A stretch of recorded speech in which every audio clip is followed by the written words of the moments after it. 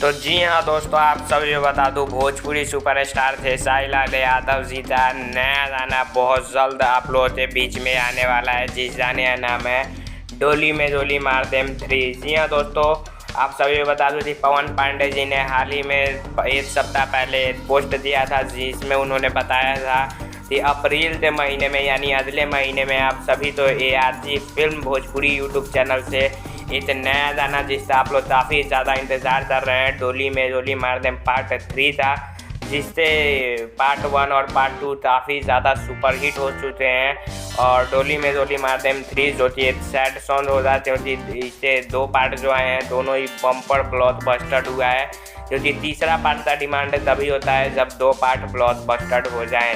तो आप लोग बता दूँ कि अप्रैल में ये गाना आप लोगों को सुनने को मिलेगा ARG फिल्म भोजपुरी तरफ से, जिससे जिसे साहिल यादव जी था अभी होली में गाना आया था, आप लोगों ने सुना होगा।